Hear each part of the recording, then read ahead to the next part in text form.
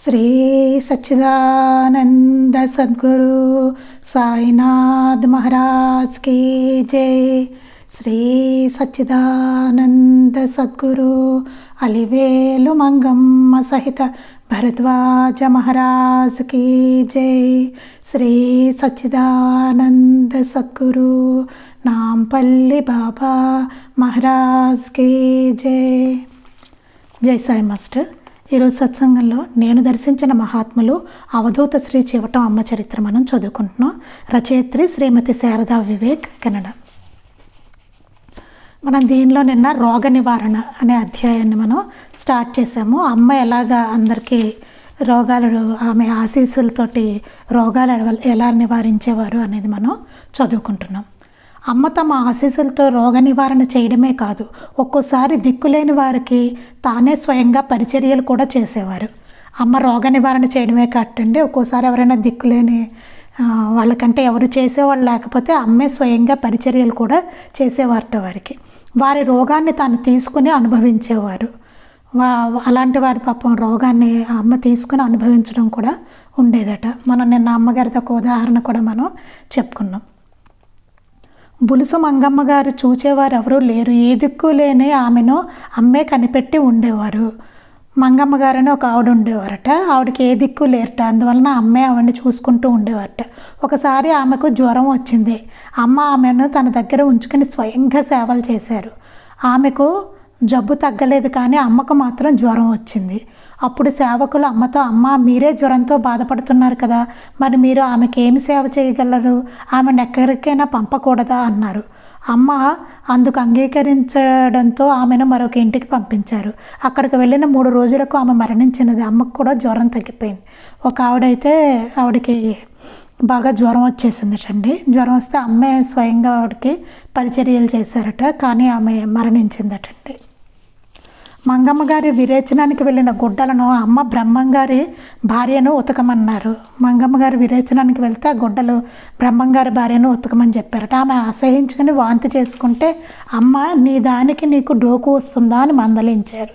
అంటే అసహ్యం అనేది ఉండకూడదని అమ్మ వారి మాటల్లో చెప్తున్నారు అన్నమాట। విశ్వయ్య పంతులు గారి కుటుంబ సభ్యులంతా అమ్మ భక్తులు। ఒకసారి వీరు తల్లిగారికి ఆపరేషన్ చేయవలసి వచ్చింది। ఆపరేషన్ గుంటూరులో చేయించాలా కాకినాడలో చేయించాలా అని అమ్మని అడిగారు। అమ్మ 2 చోట్ల వద్దు, తణుకులో శ్రీ జేజేశ్వరరావు గారి హాస్పిటల్లో చేయించమన్నారట। ఏ ప్రమాదము లేకుండా ఆపరేషన్ జరిగి ఆమె త్వరగా కోలుకున్నారు। విశ్వయ్య పంతులు గారి కుటుంబ సభ్యులంతా అమ్మ భక్తులటండి। ఒకసారి వారి తల్లిగారికి ఆపరేషన్ చేయాల్సి వచ్చి గుంటూరులో చేయాలా కాకినాడలో చేయాలా అని చెప్పి అమ్మని అడిగారట। అమ్మేమో ఆ 2 చోట్ల వద్దు అని తణుకులో ఒక హాస్పిటల్ పేరు చెప్పి అక్కడ చేయించమన్నారట। అప్పుడు ఏ ప్రమాదం జరగకుండా ఆమె త్వరగా కోలుకున్నారట। అంటే ఎక్కడ చేయించాలన్నది కూడా అమ్మ నిర్ణయించారనమాట అండి। ఒకసారి విశ్వయ్య అంటే ఆవిడకి ఎక్కడ చేయిస్తే స్వస్థలు అవుతారు అన్నది కూడా అమ్మకి తెలుసు। ఒకసారి విశ్వయ్య పంతులు గారి తమ్ముడు విజయనగరంలో ఉన్న తమ అక్కను చూచి రావాలని అమ్మగారు అనుమతి కోరాడు। అమ్మ అనుమతించలేదు। 5 రోజుల తర్వాత మళ్ళీ వెళ్ళి తనకు విజయనగరం వెళ్ళటానికి అనుమతి ఇవ్వమని కోరాడు। అమ్మ అనుమతించక ఒక అరటిపండు తాను కొద్దిగా తిని 4వ వంతు పండు అతనికి ఇచ్చి మిగిలినది చెత్తలో పడవేశారు। అతని ఇంటికి చేరుకోగానే కడుపు నొప్పి వచ్చి ఆపరేషన్ చేయవలసి వచ్చింది। ఈ విషయం అమ్మకు విన్నవించగా, అమ్మ నాకు తెలుసు బాబు, తమ్ముడు నా మాట వినబట్టే బ్రతికాడు, విజయనగరం వెళ్తే బాబుకు దిక్కెవరు అన్నారు। ప్రతిరోజు తీర్థము తాను ఆరగించిన ప్రసాదము పంపేవారు। అతి త్వరలోనే అతనికి ఆరోగ్యం చేకూరింది। అలాగే విజయనగరం వెడితే అతనికి చేసేవాళ్ళు ఎవరు ఉంటారు, అతనికి అట్లా వస్తుందని అమ్మకు ముందే తెలుసు। అందుకని అమ్మ చెప్పేవాళ్ళు కాదు, వెళ్తానా అంటే వెళ్ళనిచ్చేవాళ్ళు కాదనమాట అమ్మ। అందుకే వెళ్ళనివ్వకుండా అమ్మ ఆపేశారు। అతనికి అలా కడుపు నొప్పి వస్తుందని అమ్మకు ముందే తెలుసు, అక్కడ ఎవరో అతను చూసుకునే వాళ్ళు ఉండరు। అందుకని బ్రహ్మం అనే ఒక భక్తునికి జాతకం ప్రకారం తనకు గండం ఉన్నదని తెలుసు। ఒకరోజు అతడు రామాలయానికి సున్నం వేస్తుంటే నిచ్చెన జారి కింద పడిపోయాడు। అమ్మ దయ వల్ల అతడు బ్రతికి బయటపడ్డాడు। అంతకు కొన్ని రోజుల ముందు అమ్మ తన భార్య కలలో కనిపించి నుదుట బొట్టు పెట్టారట। అలా ఆమె పసుపు కుంకుమల్ని కాపాడారు అమ్మ। అది ఒక బ్రహ్మం అనే ఒక భక్తునిట జాతకం ప్రకారం తనకు గండం ఉందని తెలుస్తా। ఒకరోజు రామాలయానికి సున్నం వేస్తున్నట్ట నిచ్చెన జారిపోయి కింద పడిపోయట। అమ్మ దయ వల్ల అతను బతికి బయటపడ్డాడు, ఏమీ జరగకుండా। అంత కొద్ది రోజుల ముందుట అమ్మ తన భార్య కల్లో కనిపించి నుదుటను బొట్టు పెట్టారట। అలా ఆమె పసుపు కుంకుమలను అమ్మ కాపాడారు అని చెప్తున్నారు। రేలంగి వాస్తవ్యులు శ్రీ దత్తు గారు ఇలా చెప్తున్నారు. నా కుమార్తె చిన్న వయసులో ఆడుకుంటుండగా కాళ్ళ మీద దెబ్బ తగిలింది. డాక్టర్లు సుమారు 2 నెలలు వైద్యం చేసినా పూర్తిగా నొప్పి తగ్గలేదు. హైదరాబాద్లో ఒక ప్రముఖ వైద్యుని వద్ద చికిత్స చేయించగా ఆయన ఆపరేషన్ చేసి కాలి ఎముకలో ఏర్పడ్డ లోపాన్ని సరిచేశారు. అయినా నొప్పి తగ్గలేదు. ఒకరోజు నా కుమార్తె నాతో పాటు అమ్మ దర్శనానికి వచ్చినప్పుడు అమ్మతో విషయమంతా చెప్పాను. నొప్పి ఉన్న భాగాన్ని అమ్మ తన చేతితో తడిమి చూసి నొప్పి ఇక పోతుందిలే అన్నారు. అమ్మ నోటి మాటే నా కుమార్తెకి నిజమైన చికిత్స అయింది. ఆ రోజులతో నొప్పి పూర్తిగా మాయమైపోయింది.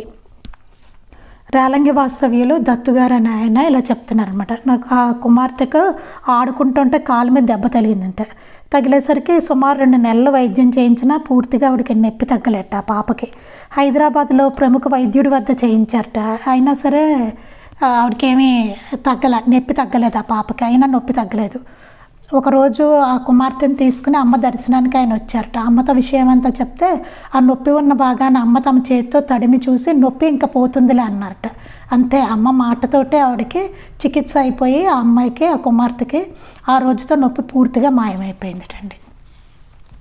చివటం గ్రామస్తులు శ్రీమతి చిన్నం సీతామహాలక్ష్మి గారి భర్తకు జబ్బు చేసి మంచం పట్టారు. అప్పుడు అమ్మ రోజు వారింటికి వెళ్ళేవారు. వారి భర్త నమస్కారం చేసుకునేవారు. ఒకరోజు అమ్మ 2 రూపాయలు ఇచ్చి వెళ్ళిపోయారు. ఆమె ఆ డబ్బులతో టీ పొడి, పంచదార, పాలు కొని భర్తకి టీ కాచి ఇచ్చింది. అప్పటి నుంచి ఆయనకు రోగం తగ్గుముఖం పట్టి కొన్నాళ్ళకు పూర్తిగా ఆరోగ్యవంతులయ్యారు. ఈ సందర్భంలో శ్రీ షిరిడి సాయిబాబా చరిత్రలోని ఒక సంఘటన గుర్తుకొస్తుంది. శ్యామ మొలల వ్యాధితో బాధపడుతుంటే బాబా సోనాముఖి ఆకు తెచ్చి కషాయం కాచి ఇస్తే వ్యాధి తగ్గిపోయింది. బాబా సమాధి చెందిన తర్వాత అదే వైద్యం అదే వ్యాధికి శ్యామ మరలా చేసుకుంటే వ్యాధి తగ్గడానికి బదులు ఎక్కువైంది. నిజానికి వ్యాధి తగ్గడానికి కారణం మహాత్ముల సంకల్పమే కానీ మరేదీ కాదని గమనించాలి.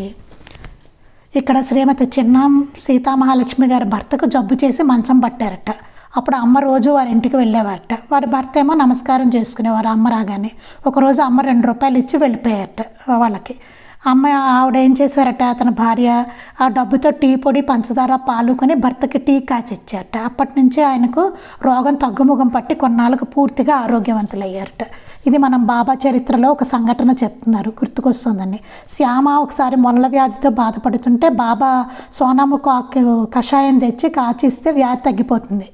బాబా సమాధి చెందిన తర్వాత అతనికి మళ్ళీ అదే ప్రాబ్లం వస్తే ఆ వ్యాధికి మరలా అతను అది చేసుకుంటే తగ్గడానికి బదులు ఎక్కువ అయిపోతుంది అనమాట. అందుకని నిజానికి వ్యాధి తగ్గడం అనేది మహాత్ముల సంకల్పం. వాళ్ళు తగ్గాలనుకుంటే తప్ప వాళ్ళు ఇచ్చిన పదార్థం కానీ అవేమీ కారణం కాదు.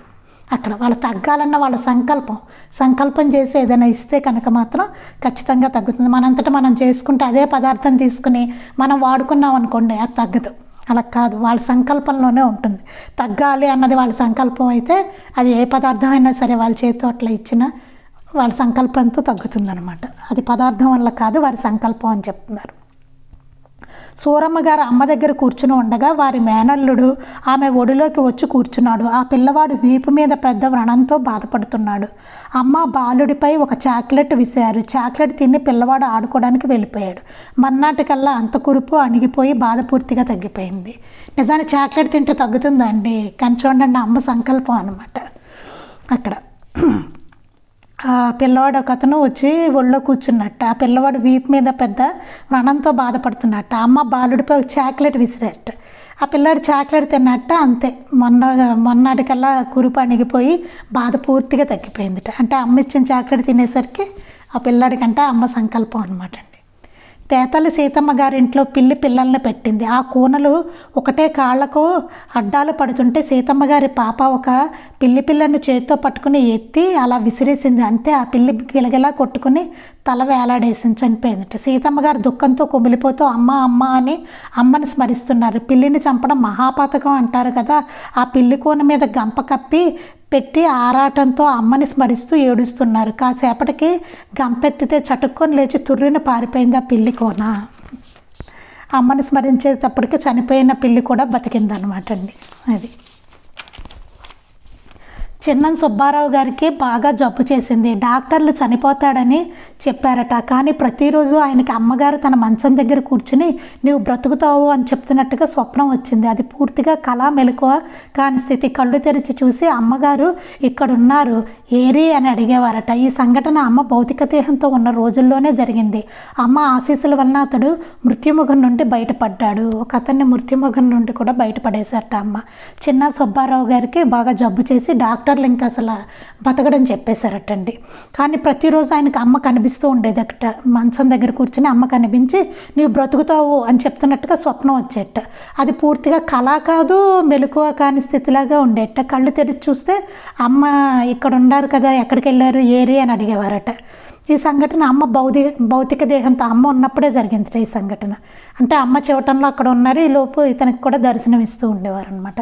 బతుకుతాడని చెప్పారట. అలాగే అమ్మ ఆశీస్సుల వల్ల అతను మృత్యుముఖం నుండి బయటపడ్డారు. డాక్టర్లు చనిపోతారని చెప్పినా అమ్మ ఆశీస్సులతో అతను బతికాడనమాట అండి. కానీ డాక్టర్లు మాత్రం అతను చనిపోతాడని చెప్పారు. అది విచిత్రం చూడండి. మహాత్ముల ఆజ్ఞను యమధర్మరాజు కూడా పాటించి తీరవలసిందే. చనిపోయిన వారిని బ్రతికించిన లీలలు మహాత్ములందరి చరిత్రలోనూ కనిపిస్తాయి.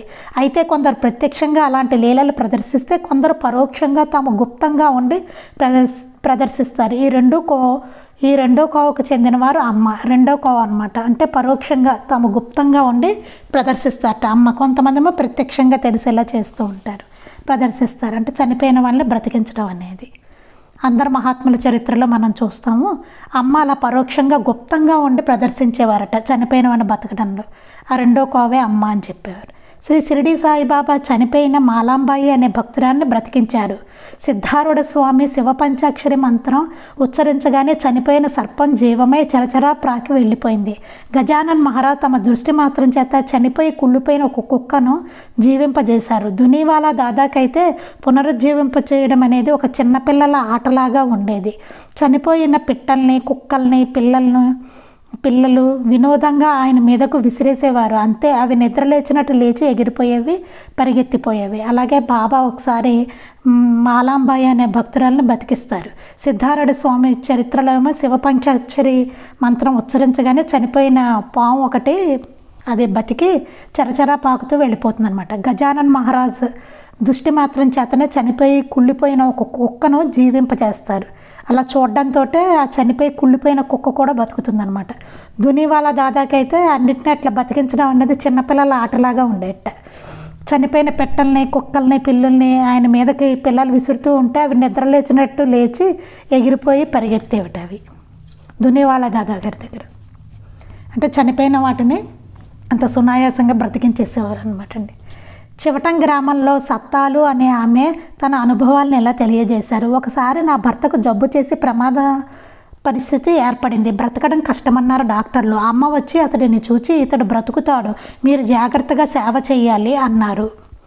అమ్మను అడిగి విభూతి తెచ్చి రోగికి పెట్టాము. కానీ ఆ రాత్రి అతను మరణించాడు. ఆ విషయం బంధువులందరికీ కబురు చేశాము. అతని అంత్యక్రియలకు ఏర్పాట్లు పూర్తయ్యాయి. పాడ మీద పడుకోబెట్టడానికి శవాన్ని లేవనెత్తేబోయే అంతలో అతని శరీరంలో కదలిక ఏర్పడింది. అది చూచిన వారి ఆశ్చర్యానికి అంతులేదు. అమ్మ మాటలు గుర్తు తెచ్చుకుని వెంటనే అతని మంచం మీద పడుకోబెట్టి హాస్పిటల్కు తరలించాము. 2 మాసాల్లో పూర్తిగా స్వస్థత చెంది తిరిగి వచ్చాడు. ఈ రోజుకి ఆరోగ్యంగా తిరుగుతున్నాడు. అంతేకాదు అతడి శరీరాన్ని వీడి వెళ్ళి మళ్ళీ వచ్చే లోపల ఇతర లోకాల్లో తనకు కలిగిన అనుభవాలను కూడా గ్రామస్తులకు చెప్పాడు. అమ్మ వాక్కు అమృత వాక్కు. ఒకసారి ఈ సత్తాలో అనే ఆమెకి భర్తకి జబ్బు చేసి ప్రమాదం ఏర్పడిందట. బతకడం కష్టమని డాక్టర్లు చెప్పేశారట. అమ్మ వచ్చి అతన్ని చూసి ఇతడు బ్రతుకుతాడు, మీరు జాగ్రత్తగా సేవ చేయాలని చెప్పారట. అమ్మని అడిగి విభూతి తెచ్చి రోగికి పెట్టారట. కానీ ఆ రాత్రి అతను మరణించారట. ఆ విషయం బంధువులందరికీ కబురు చేసేసారట. అతని అంత్యక్రియలకు కూడా ఏర్పాట్లు చేసేసారట. ఇంక తీసుకెళ్ళిపోవడానికి అతనికి చేసేయడానికి తర్వాత కార్యక్రమాలు అన్ని ఏర్పాట్లు పూర్తయ్యాయట. పాడ మీద పడుకోబెట్టడానికి శవాన్ని లేవనెత్తేబోయేటంతలో అతని శరీరంలో కదలిక ఏర్పడింట. ఇంకా పాడ మీద పెట్టేద్దాం అతన్ని అని ఇలా తీసేసరికి శరీరం కదలడం మొదలైందిట. అది చూచిన వారి ఆశ్చర్యానికి అంతులేదు. జైసామస్ట్ అమ్మ మాటలు గుర్తు తెచ్చుకుని వెంటనే అతన్ని మంచం మీద పడుకోబెట్టి హాస్పిటల్కి తీసుకెళ్ళారట. అమ్మ మాట గుర్తొచ్చిందట, ఇతను బతుకుతాడు అన్నది. వెంటనే అతని మంచమే పడుకోబెట్టి మళ్ళీ హాస్పిటల్కి తీసుకెళ్తే 2 మాసాల్లో పూర్తిగా స్వస్థత చెంది తిరిగి వచ్చాట. 2 మాసాల్లో అతనికి తగ్గిపోయి చక్కగా అయిపోయి ఈ రోజుకి ఆరోగ్యంగా తిరుగుతున్నాడు అతను అని చెప్పారు. అతడి శరీరాన్ని వీడి వెళ్ళి మళ్ళీ వచ్చే లోపలట ఇతర లోకాలకు వెళ్ళి తనకు కలిగిన అనుభవాలు కూడా గ్రామస్తులకు చెప్పాట. అమ్మ వాక్కు అమృత వాక్కు. అమ్మ అంటే చాలు, బతుకుతాడు అని అంటే చాలు, వాడు బతకాల్సిందే అని చెప్తున్నారు. అమృత వాక్కు అమ్మదే అని. తేతలి వాస్తవ్యులు శ్రీ కట్టా సత్యం గారి పాపకు 6 ఏళ్ల వయసులో బాగా జబ్బు చేసింది. 1 నెల రోజులు తణుకు హాస్పిటల్లో చికిత్స చేయించినా ఏమీ లాభం లేకపోయింది. చివరకు ఒకరోజు డాక్టర్లు పెదవి విరిచి ఈ పాప రేపు ఉదయం 8 గంటలకల్లా చనిపోతుంది, ఇంటికి తీసుకెళ్ళమన్నారు. పాపని ఇంటికి తీసుకొచ్చారు. డాక్టర్లు చెప్పినట్లే తెల్లవారి 8 గంటలకల్లా ప్రాణం పోయింది. తల్లిదండ్రులు గుండెలు విసిరేలా ఏడుస్తున్నారు. చుట్టూ ఉన్నవారు తర్వాత జరగవలసిన కార్యక్రమానికి సన్నాహాలు చేస్తున్నారు. ఏడ్చి బిడ్డ శవాన్ని చూడలేక బయటకు వచ్చి నిల్చున్నారు సత్యం గారు. అంతలో చెవటో ఒక అమ్మాయి వచ్చి అమ్మగారు పాప బ్రతుకుతుందని చెప్పారు అని చెప్పింది. ఇంకేం బ్రతకడం, అంతా అయిపోయింది అన్నారు సత్యం గారు. ఆ వచ్చిన అమ్మాయి లోపలికి వెళ్ళి చూసేసరికి పాప కదులుతున్నది. పిల్లలందరూ మీ పాప కదులుతోంది అంటూ పరిగెత్తుకుంటూ వచ్చి సత్యం గారితో చెప్పారు. సరిగ్గా అమ్మగారి కబురు అక్కడ అందిన క్షణాన్నే అమ్మాయి ప్రాణం తిరిగి వచ్చింది. మహాత్ముల ఆజ్ఞను మృత్యుదేవత కూడా శిరసా వహించవలసిందే. తరువాత సత్యం గారు అమ్మ వద్దకు వెళ్ళి అమ్మాయి చనిపోయింది, మీరు కబురు చేసిన మాట వినగానే బ్రతికింది అని చెప్తుంటే అమ్మ నోటికి చెయ్యి అడ్డం పెట్టుకుని చిన్నగా నవ్వుకున్నారు. అంతే. మహాత్ములు దేనికి కాతృత్వం వహించరు. చూడండి ఎంత అద్భుతంగా ఉందో ఈ లీల. తేతల వాస్తవ్యులు శ్రీ కట్టా సత్యం గారి పాపకు 6 ఏళ్ల వయసటండి. ఆ చిన్న పాపకు పాపం 6 ఏళ్ల పాపకు బాగా జబ్బు చేసింది. 1 నెల రోజులు తణుకులో హాస్పిటల్లో చికిత్స చేయించినా ఏమీ లాభం లేకపోయింట. చివరికి ఒక రోజు డాక్టర్లు ఇంకా ఈ పాప రేపు 8 గంటలకల్లా చనిపోతుంది, ఉదయం ఇంకా ఇంటికి తీసుకెళ్ళిపోండి అన్నారట. పాపని ఇంటికి తీసుకొచ్చారట. డాక్టర్లు చెప్పినట్టే ఆ పాప 8 గంటలకల్లా ప్రాణం పోయింట. తల్లిదండ్రులు గుండెలు వెలిసిరే ఏడుస్తున్నారట.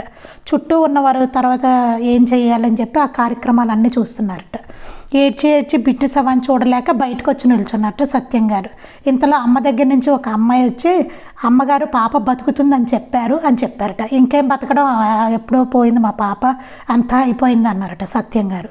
ఆ వచ్చిన అమ్మాయి లోపలికి వెళ్ళి చూసేసరికి పాప కదులుతూ ఉందట. అక్కడ పిల్లలందరూ వచ్చి మీ పాప అక్కడ కదులుతోంది అంటే పరిగెట్టుకుంటూ వచ్చి సత్యం గారితో చెప్పారట. సరిగ్గా అమ్మ కబురు పంపగానే ఆ క్షణాన్నే ఆ పాపకి తిరిగి ప్రాణం వచ్చింది అని చెప్తున్నారు. మహాత్ముల ఆజ్ఞను మృత్యుదేవత కూడా శిరసా వహించవలసిందే.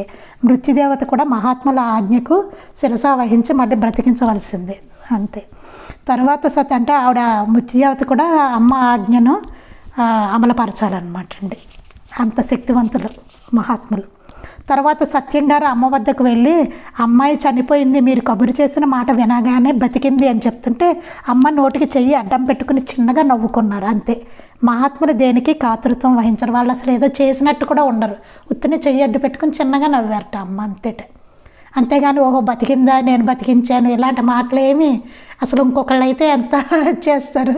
కానీ మహాత్ములు ఏమి కాతృత్వం వహించకుండా వాళ్ళు ఏమి మాట్లాడరు అనమాట అండి. అలా అంటే బతికించడం అనేది ఎంత మామూలుగా సహజంగా జరిగిపోతుందన్నమాట వాళ్ళ దగ్గర.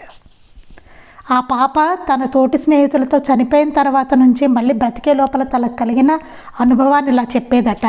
అప్పుడు నేను ఒక కొత్త ప్రదేశానికి వెళ్ళాను. అక్కడ ఎంతో గొప్ప ప్రకాశంగా ఉంది. అక్కడ నేను పూలు కోసుకుంటుంటే ఎవరో చెప్పారు, అక్కడ మీ అమ్మ నాన్న ఎంతగానో ఏడుస్తున్నారు నీ కోసం, వెళ్ళు అని. ఆ పాపకి ఇప్పుడు పెండ్లయ్యింది.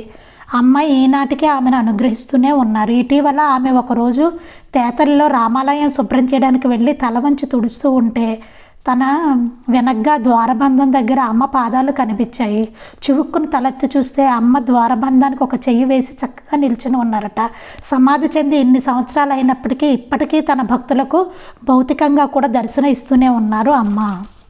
ఈ పాపత తోటి స్నేహితులతో తర్వాత చెప్పింట, చనిపోయిన తర్వాత మళ్ళీ బ్రతికే లోపల తన అనుభవాలు ఇలా చెప్పేట. అప్పుడు నేను ఒక కొత్త ప్రదేశానికి వెళ్ళాను, అది చాలా ప్రకాశవంతంగా ఉంది. అక్కడ నేను పూలు కోసుకుంటుంటే ఎవరో అన్నారు, మీ అమ్మ నాన్న ఎంతగానో ఏడుస్తున్నారు నీ కోసం, వెళ్ళు అని చెప్పారు అని చెప్పింట. ఆ పాపకి ఇప్పుడు పెద్ద అయిపోయి పెళ్ళి కూడా అయిపోయిందట. అమ్మ ఈనాటికి ఆమె అనుగ్రహిస్తూనే ఉన్నారట. ఒకరోజు ఆవిడ రామాలయం శుభ్రం చేయడానికి వెళ్ళి ఆ పాప తల వంచి తుడుస్తూ ఉంటే వెనక దగ్గర ద్వారబంధం దగ్గర అమ్మ పాదాలు కనిపించాయట. ఆవిడ వెంటనే తలెట్టి చూస్తే అమ్మ ద్వారబంధానికి ఒక చేయి వేసి చక్కగా నిల్చుని ఉన్నారట. అంటే అమ్మ భౌతికంగా ఆవిడకి దర్శనం ఇచ్చారనమాట. అమ్మాయికి సమాధి చెంది ఎన్ని సంవత్సరాలు అయినప్పటికీ ఇప్పటికీ తన భక్తులకు భౌతికంగా కూడా దర్శనం ఇస్తూనే ఉన్నారు అమ్మ. అంటే ఇప్పటికీ కూడా భౌతికంగా అమ్మ తమ భక్తులకు దర్శనం ఇస్తూనే ఉన్నారు అని చెప్తున్నారు. రంగమ్మ గారి భర్త కోపిష్టి, తరచూ రంగమ్మని తిడుతూ కొడుతూ ఉండేవారు. ఒకసారి అతడు రంగమ్మని తీవ్రంగా కొట్టాడు. అప్పుడు అమ్మ అతన్ని పిలిచి ప్రసాదం పెట్టారు. వెంటనే అతని కోపం పూర్తిగా తగ్గిపోయింది. ఆయన ఇంటికి వెళ్ళి అమ్మ ప్రసాదం పెట్టగానే తన కోపమంతా తగ్గిపోయిందని, తన మనసు ఎంతో ప్రశాంతమైందని చెప్పారు. అమ్మ ఆశీర్వచనమే మనశ్శాంతినివ్వగలదు. చూసారండి, అలాంటి కోపిష్టికి కూడాను అమ్మ ప్రసాదం పెడితే అది తినేసరికి కోపం అంతా పోయిందట. లేకపోతే భార్యని కొడుతూ ఉండేవాట, తిడుతూ కొడుతూ ఉండేవాట. అలా అతన్ని సంస్కరించారు. ఆమెను కూడా ఈ బాధ నుంచి విముక్తురాలను చేశారనమాట, భర్త ఆ కొట్టడం అనే వాటి నుంచి. అమ్మ ఆశీర్వచనమే మనశ్శాంతిని ఇవ్వగలదు. ఆయన అన్నారట, అమ్మ ప్రసాదం పెట్టగానే నాకు కోపం అంతా పోయింది. అంత కోపిష్ట అనమాట ఆయన. ఆ కోపం అంతా పోయింది, తన మనసు ఎంతో ప్రశాంతం అయిపోయింది అని చెప్పారట. ఒకసారి ఒక దంపతులు అమ్మ వద్దకు వచ్చారు. వారిద్దరూ తగువుపడి విడిపోవాలనుకున్నారు. అమ్మవారిని చూచి కాగే పాలు పోండిరా అని వారికి ఒక పండు ఇచ్చారు. ఆ ప్రసాదం తినేసరికి వారిద్దరికి విడిపోవాలనే తలంపు నశించిపోయింది. ఏ న్యాయస్థానాలు మహాత్ముల ఆశీర్వాదానికి సాటి కాజాలవు. ఒకసారి దంపతులు అమ్మ వద్దకు వచ్చారట. వారిద్దరూ తగువుపడి విడిపోవాలనుకున్నారట. అమ్మవారిని చూచి కాగే పాలు పోండిరా అని వారికి ఒక పండు ఇచ్చారట. అది ప్రసాదంగా తిన్నారట. అంతే, వారిద్దరికి విడిపోవాలనే తలంపు కూడా నశించిపోయింట. అంటే వాళ్ళు ఏం కోర్టుకి వెళ్ళక్కర్లేదు, ఎక్కడికి వెళ్ళక్కర్లేదు, అమ్మ ఆశీర్వచనమే చాలు, వాళ్ళు మళ్ళీ కలిసిపోయారనమాట. అంటే ఇద్దరికి విడిపోవాలనే తలంపు కూడా పోయిందటండి. ఒకసారి కస్తూరి గారి అమ్మాయి స్నానానికని తుంగభద్రా నదికి వెడితే అక్కడ ఆ అమ్మాయి నగలు పోయాయి. ఆ విషయం అమ్మకు విన్నవించగా అమ్మ సీతమ్మ వారికి పమిటి పిండి చేయించండి, నగలు దొరుకుతాయి అన్నారు. వారు అలా చేయించగానే పోయిన నగలు దొరికాయి. ఒకసారి ఒక అమ్మాయి స్నానానికని తుంగభద్రా నదికి వెడితే అక్కడ ఆ అమ్మాయి నగలు పోయాయట. అప్పుడు అమ్మకి చెప్తే సీతమ్మ వారికి పమిటి పిండి చేయిస్తే నగలు దొరుకుతాయని చెప్పారట. అలాగే చేయించారు వాళ్ళు. వెంటనే ఆ నగలు దొరికాయట.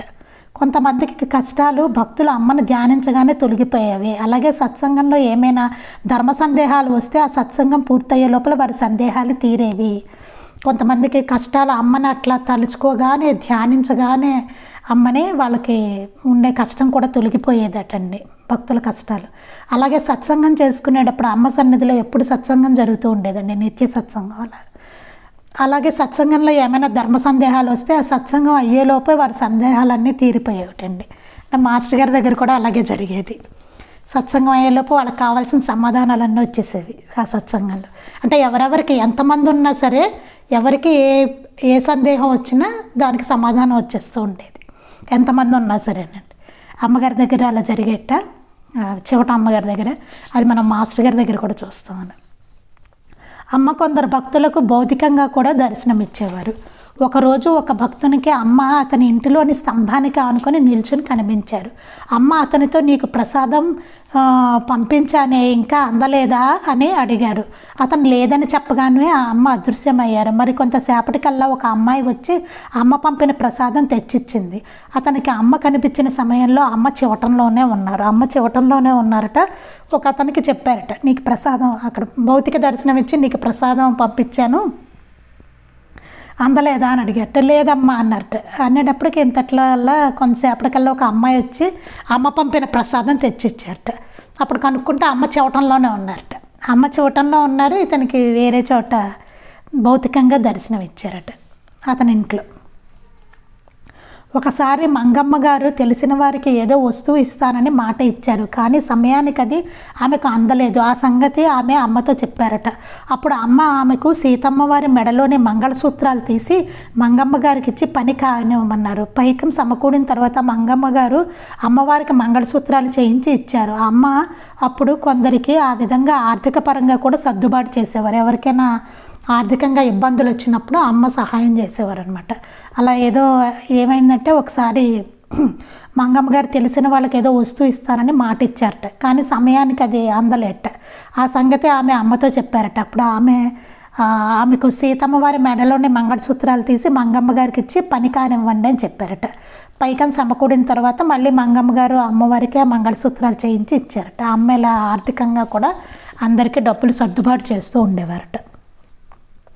అమ్మ దర్శనానికి వచ్చిన భక్తులు ఆమె అనుజ్ఞ లేకుండా తిరిగి వెళ్తే అనేక ఇబ్బందులు గురయ్యేవారు. అమ్మ అనుజ్ఞ ఇచ్చాక వెళ్తే అన్నీ సవ్యంగా జరిగేవి. అమ్మ వద్దంటే వెళ్తే కనుక ఇబ్బందులు వచ్చేవిట. అమ్మ వెళ్ళమన్న తర్వాత వెళ్తే అంత సవ్యంగా జరుగుతూ ఉండేట.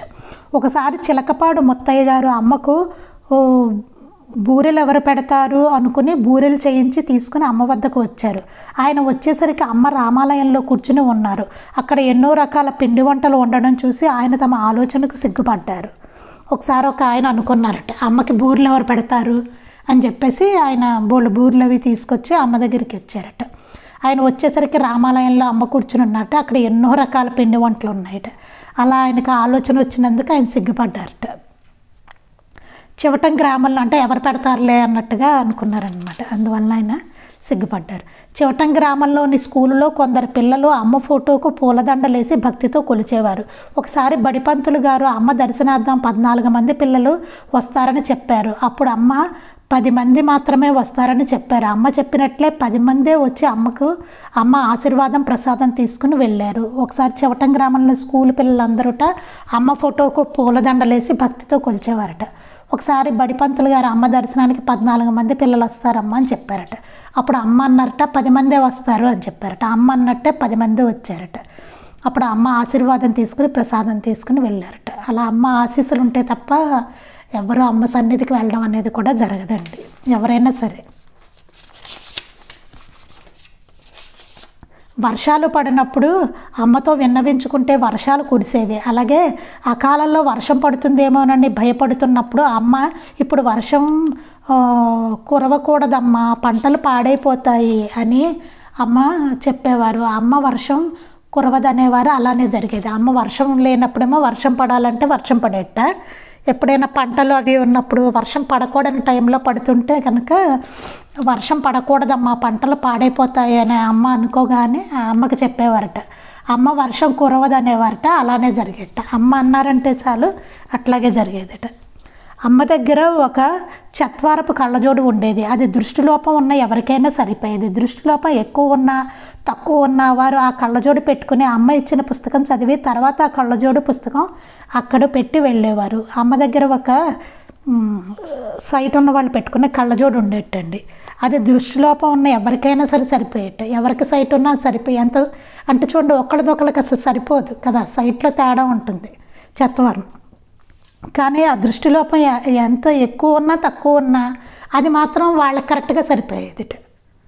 ఎవరు పెట్టుకున్నా సరే వాళ్ళ ఆ లెవెల్కి వాళ్ళకి సరిపోయేది అనమాట అండి. అమ్మ ఇచ్చిన పుస్తకం చదివి వాళ్ళ తర్వాత ఆ కళ్ళజోడు పుస్తకం అక్కడ పెట్టేసి వెళ్ళిపోయేవారట. తూర్పు విప్పారు గ్రామస్తులు శ్రీ అంబటి చిన్న వెంకన్న గారు తమ అనుభవాన్ని ఇలా తెలియజేస్తున్నారు. నేను 1980 సంవత్సరంలో అమ్మను మొదటిసారిగా దర్శించాను. ఆమె సన్నిధి నాకు ఏదో తెలియని ఆనందం, ప్రశాంతత కలిగేది. ఎప్పుడు దర్శించినా తల్లి కంటే ఎక్కువ ఆదరణ చూపేది. అమ్మగారు కన్న తల్లి కన్నా ఎక్కువ ఆదరణగా చూపేవారట అమ్మ. చిన్న వెంకన్న గారు అని ఆయన తెలియజేస్తున్నారు. మట్టి భిక్షాపాత్రలో అన్నం కలిపి ముద్దలు చేసి పెట్టేది. రాముడిని వాసుదేవుడిని తలుచుకో బాబు అన్నారు అమ్మ. నా కుమార్తె వివాహయత్నాలు సాగుతున్నప్పుడు అనుకున్న 4 సంబంధాల్లోనూ ఏది చేయమంటారో అమ్మని అడగాలని ఒకరోజు చివటం చేరాను. ఓ 4 సంబంధాలు సెలెక్ట్ చేసుకుని ఏ సంబంధం చేయమంటారోనని అమ్మని అడగడానికని చివటం వచ్చారట ఆయన. అమ్మ ఒక పుస్తకం ఇచ్చి చదవమన్నారు. అమ్మ వింటూ కూర్చున్నారు. ఆ రోజు అమ్మ సన్నిధిలో నాకు అంతులేని ఆనందం అనుభవమైంది. కాలగమనాన్ని కూడా గమనించలేదు. చాలా ఆనందం అనుభవం అయిందిట. ఎంత టైం అవుతుందో కూడా ఆయన తెలియలేట అమ్మ దగ్గర కూర్చుంటే.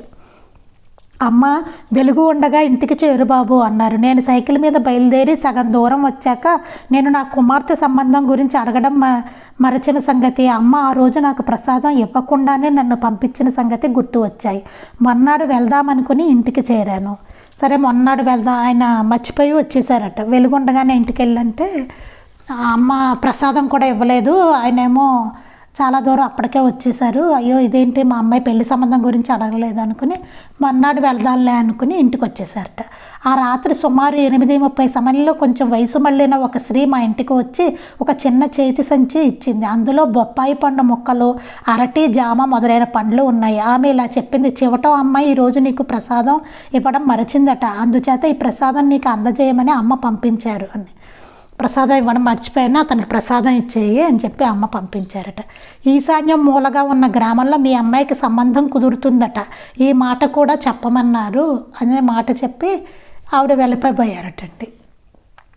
ఈశాన్యం మూలగా ఉన్న ఆయన అడగడమే మర్చిపోయారు పెళ్లి సంబంధం గురించి. అమ్మని 4 సంబంధాలు తీసుకొచ్చి ఇచ్చేయమంటారని అడగడం కూడా మర్చిపోయారు. అయినా అమ్మే ప్రసాదం పంపించి ఆయన అనుకున్నది కూడా చెప్పించారు. ఈశాన్యం మూలగా ఉన్న గ్రామంలో మీ అమ్మాయికి సంబంధం కుదురుతుందట, ఈ మాట కూడా అమ్మ చెప్పమన్నారని. ఆ మాట చెప్పి ఆమె వెళ్ళబోగా అప్పటికి ప్రొద్దుపోవడం వల్ల ఆ రాత్రికి మా ఇంట ఉండి ఉదయాన్నే వెళ్ళమని కోరాము. తెల్లవారుజామున నేను నిద్రలో ఉండగా తాను బస్సుకు బయలుదేరుతున్నట్టుగా చెప్పి వెళ్ళిపోయింది. ఆమె వెళ్ళాక నా భర్త తలుపు తీసుకుంటుండగా మెలకు వచ్చి ఆమెను బస్సు ఎక్కించి వద్దామని వెళ్ళాను. ఆమె ఎక్కడా కనిపించలేదు, ఎవరో తెలియదు. ఆవిడ మళ్ళీ అసలు ఇంట్లో కనిపించలేదటండి. చూడండి, టైం చూడగా 3 గంటలు అయ్యిందట, 3ంటికే. ఆ టైంలో మా ఊరికి బస్సు వచ్చే అవకాశమే లేదు. ఆ టైంలో అసలు బస్సులే రావట. చివటం అమ్మాయి ఎలా సంబోధిస్తుందో ఆ వచ్చిన ఆమె కూడా అలాగే సంబోధించింది. అమ్మ ఎట్లా సంబోధిస్తారో అట్లాగే సంబోధించారట వీళ్ళని.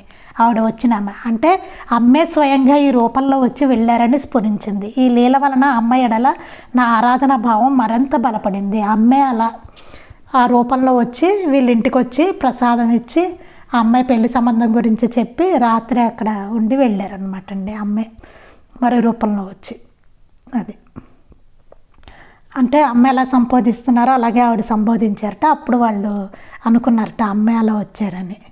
ఈ లీల వలన అమ్మ ఎడల వాళ్ళకి ఆరాధనా భావం ఇంకా బలపడి ఇంకా వాళ్ళ భక్తి ఇంకా చక్కగా అమ్మ మీద పెరిగిందనమాట అండి వాళ్ళ భక్తి.